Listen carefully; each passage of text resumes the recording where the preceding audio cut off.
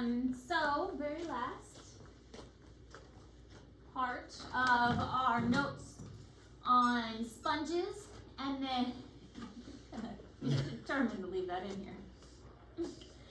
Very last bit of notes on sponges, and then again review tomorrow, test on Thursday. So we've talked about some of the sponge groups, the echinoderm groups, and now we're going to talk about the other ones we haven't hit on yet. This class, the class Ophiuroidea, includes the basket stars and the brittle stars. This is the most diverse class of the echinoderms. They are predators, scavengers, or filter feeders, and they have really, really long arms. And some of the long arms are branching, and this is the ones that make the basket stars, or they remain singular like the brittle stars. The brittle stars, their arms are very breakable, and they can break off if a predator attacks, and they can regenerate it later, and this is called autonomy. We will see autonomy in some other animal groups, such as the geckos, except my poor gecko, Yamori, who still has a little naked butt because his tail's never going to grow back. He's doing good though. Yamori's doing pretty good. These sea stars are dioecious, and dioecious again meaning they have male and female separate genders.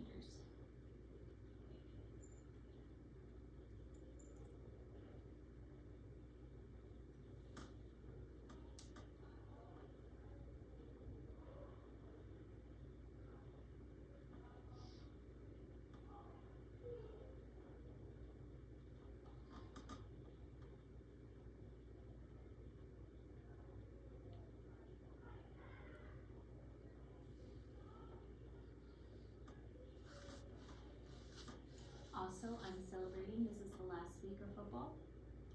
I am beyond thrilled. Yes. My life will be kind of back. I'm still going to be busy, but not like insane.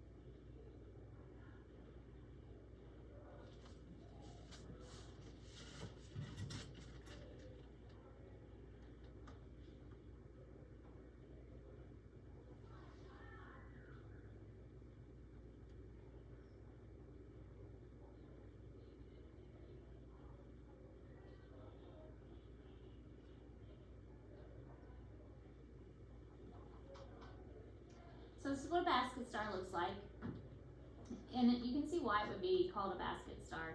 If you turn it upside down, the arms of it form kind of a basket-like shape because there's so much branching involved with it. Can't see how it doesn't get its little arms all tangled up with each other. I would imagine that it gets all tangled up, but it doesn't somehow. And then the brittle star looks brittle, and that the arms would break, and they do break off, but it can regrow the arms. It takes a while. I mean, it's not energy efficient to regrow a whole arm, but they are able to do so. So they do regrow an arm. It just takes a while to do so.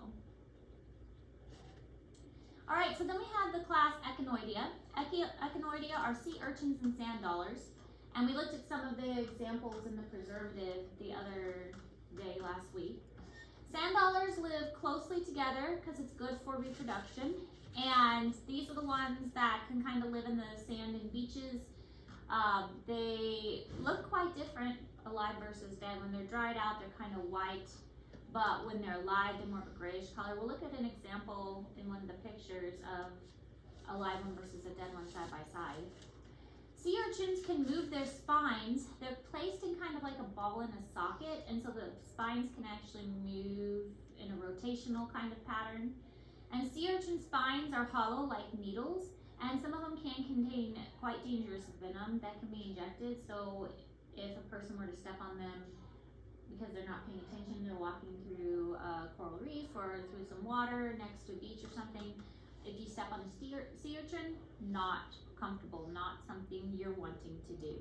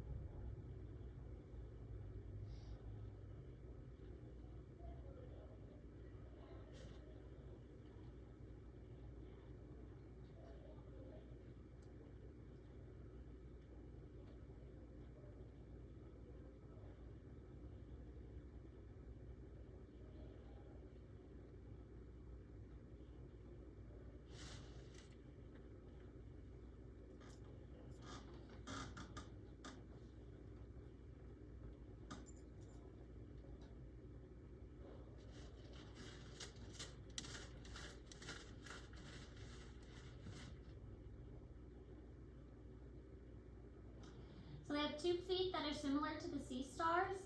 Remember they had that water vascular system and ampulla that are filled with water that kind of create those suction tube feet.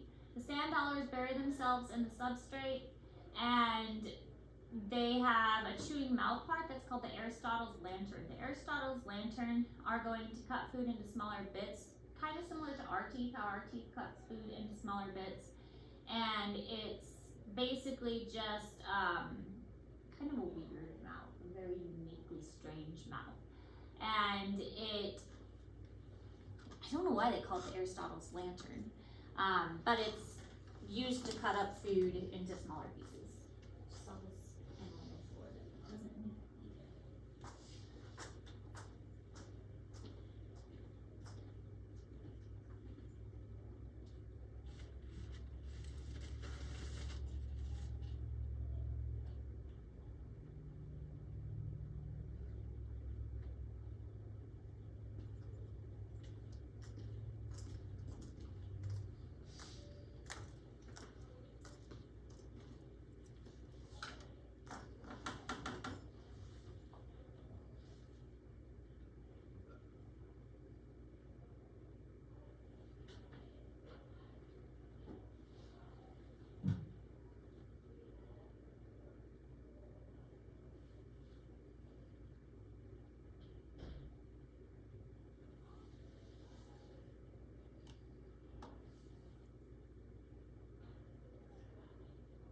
Okay, so here are some examples of different types of urchins and sand dollars. This is a slate pencil urchin and a long spined black. He's kind of cool. I think he almost has like a little face in there. I think he's supposed to, but he kind of does.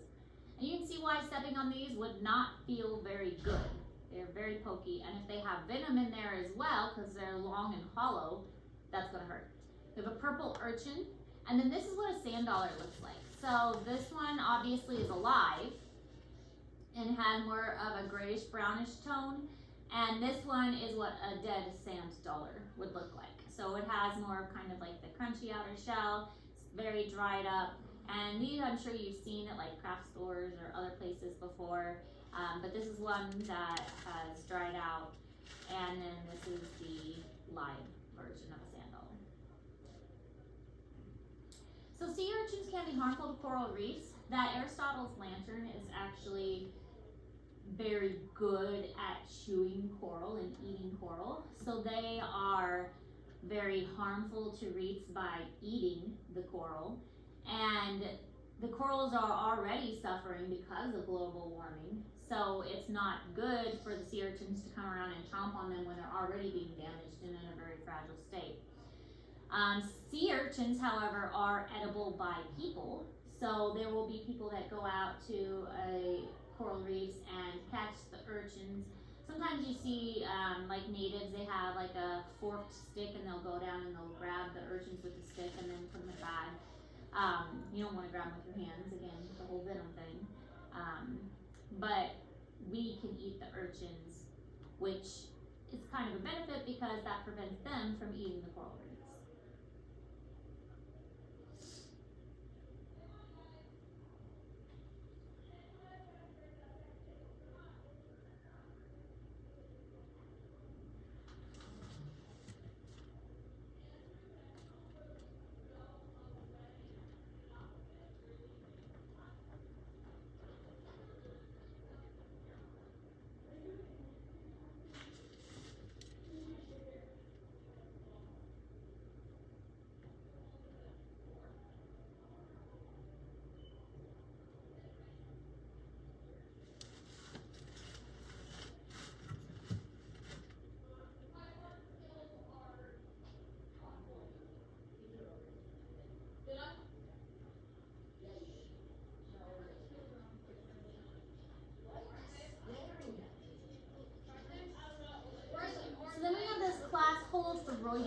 Which is a fun word to say.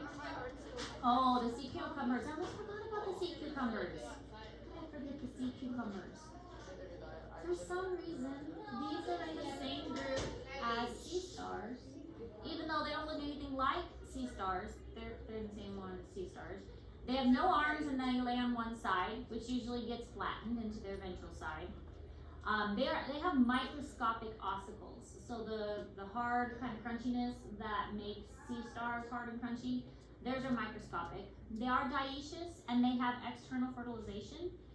They have a really thick muscular body and they are eaten as a source of protein or flavoring for soup. So even though they're kind of weird and kind of different, they do make a good soup apparently for others. So yeah, sea cucumbers. Oh, are they interesting? And we're gonna watch a video, of course, because I make you watch the weirdest videos, and that's one of my favorite parts of teaching this class is the weird videos and the weirdness that I make you learn, because they do something really weird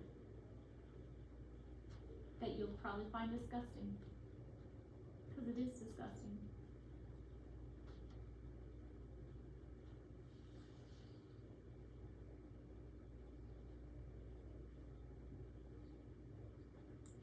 I almost forgot about sea cucumbers.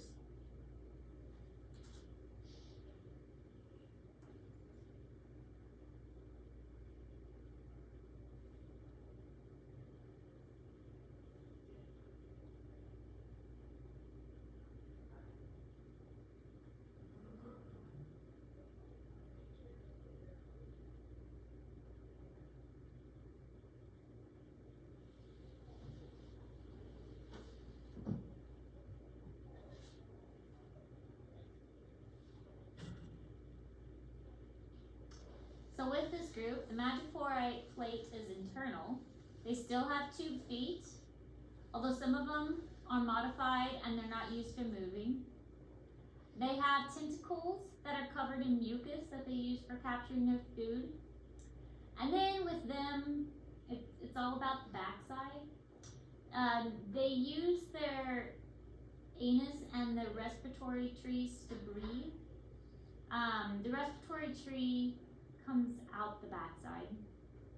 And when attacked, they can push their gonads and their respiratory tree through their anus as a defense. If it gets damaged while they're defending themselves, they can regenerate it. But it doesn't stop there. Oh no, we're not done.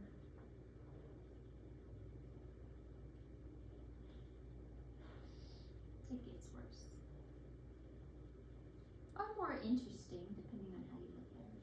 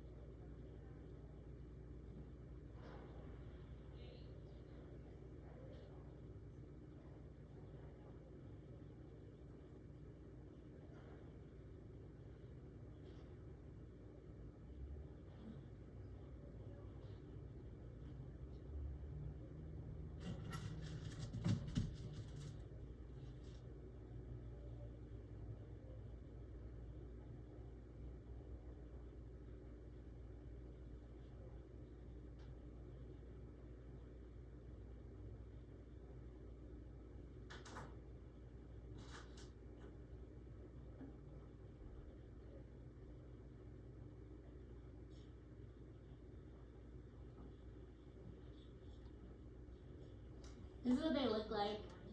Isn't it cool? I don't even know like what to compare it to. It's like a big lump. And I mean, they are big too. They're like a big lump. I mean, this one's kind of pretty. It's like orangey and I don't know, like large and big.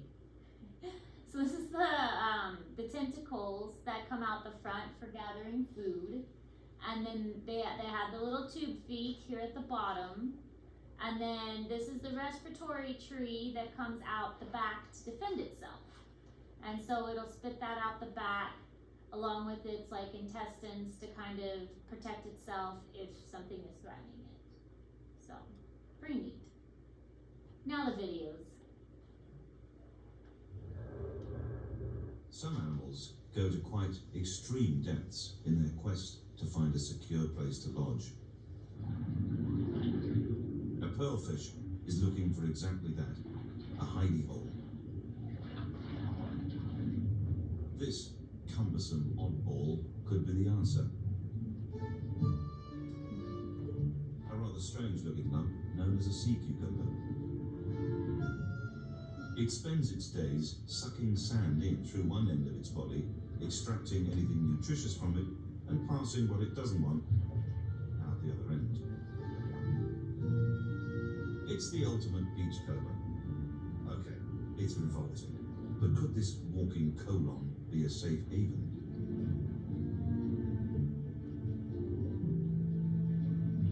It seems it could, and strangely, it prefers the back door to the front.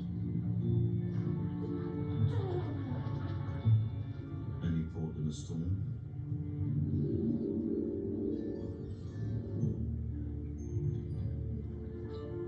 But the pearlfish is in fact very clever.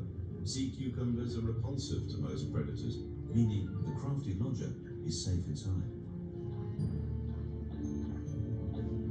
In fact, it is such a comfortable pad that after settling in, it is happy to share its home with friends and family.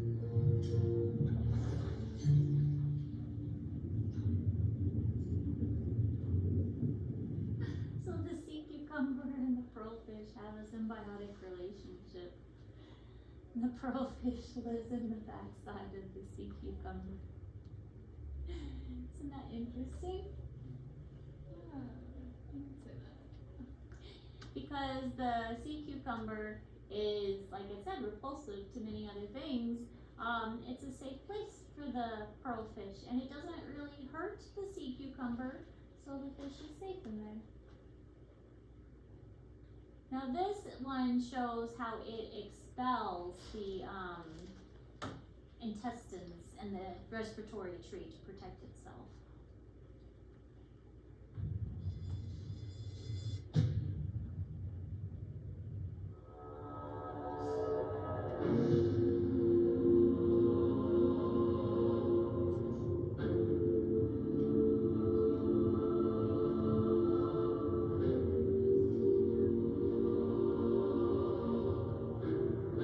These animals may look like boring lumps, but sea cucumbers have all sorts of surprises.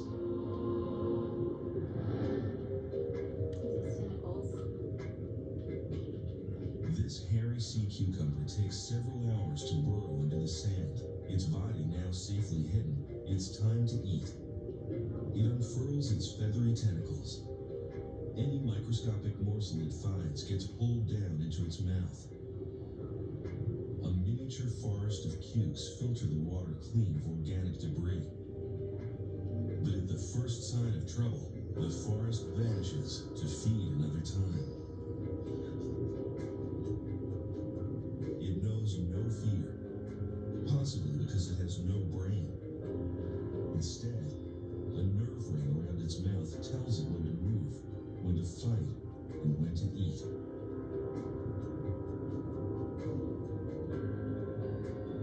In the animal kingdom, there's no emergency rooms, band-aids, or kisses from mommy.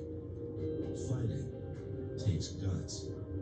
For this cuke, that's no metaphor. A fish nips at its backside, the wrong side.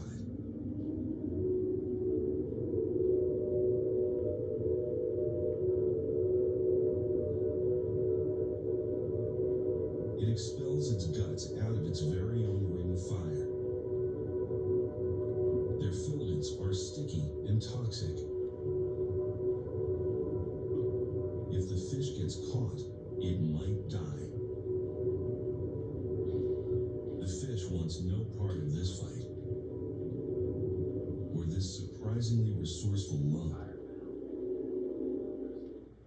Isn't that weird? It puts its guts out, and it can regenerate it if they get damaged. So its respiratory tree and its guts are shot out of its back as a way to protect itself. So anyway, now you know all about cucumbers.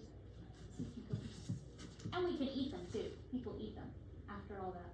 They look like fat caterpillars. They kind of do, don't they? That's one way to think of them.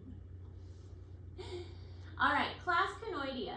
Crinoids are the state fossil for Missouri. We already kind of talked about that and looked at the fossil rock.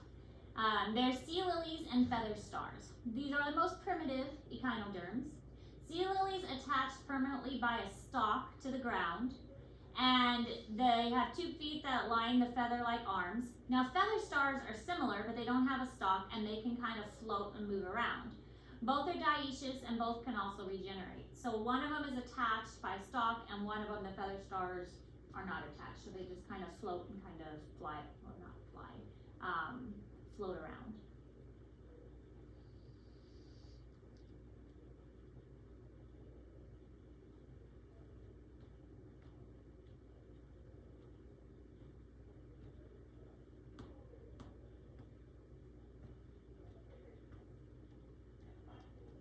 And it's the stalk that we see most often in the fossils, because that stalk has concentric rings that break apart when the sea lily kind of detaches.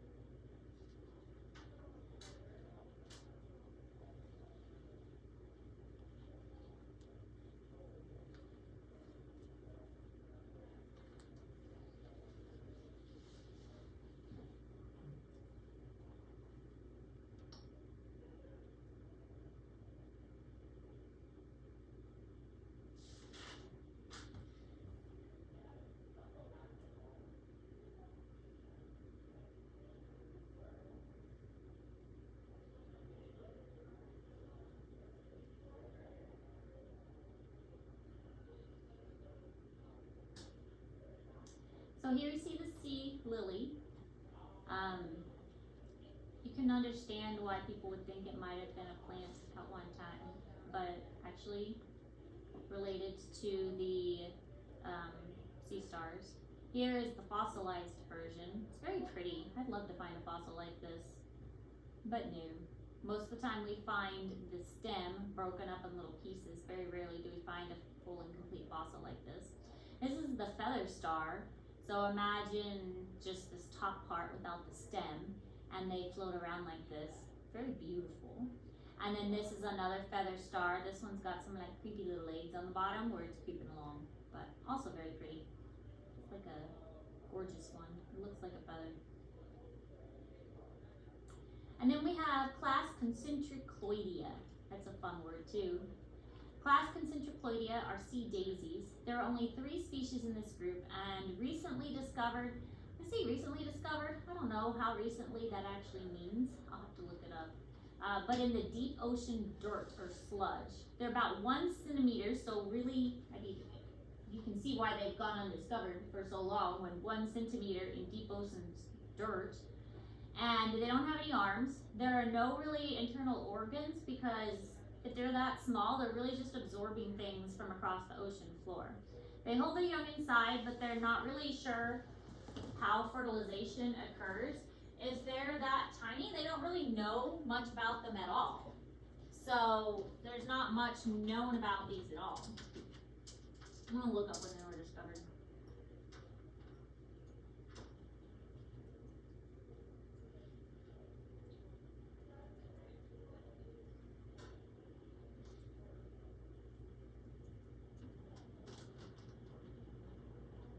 (1986).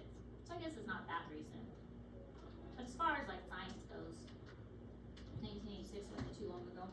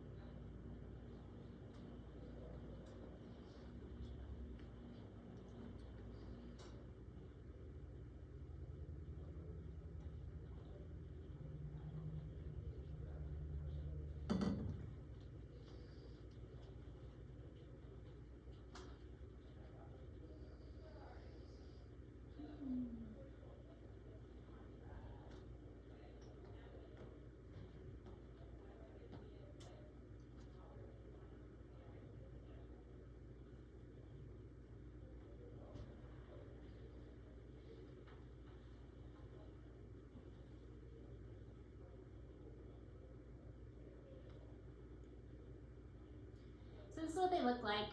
Aren't they cute? Super, super tiny. This is some kind of zoomed in versions here. But you can see why they went so long without being discovered. Because if they're only about a centimeter long and they were hiding around in dirt, it was, pretty easy for them to go undiscovered for a long time. Alright, so those are the different classes, and that wraps up all the notes that we have. So just make sure that you've got all your different dissections in and you're finishing up that C-star dissection prep. And I do believe your test Thursday, because I didn't want to give you a test tomorrow after the ACT.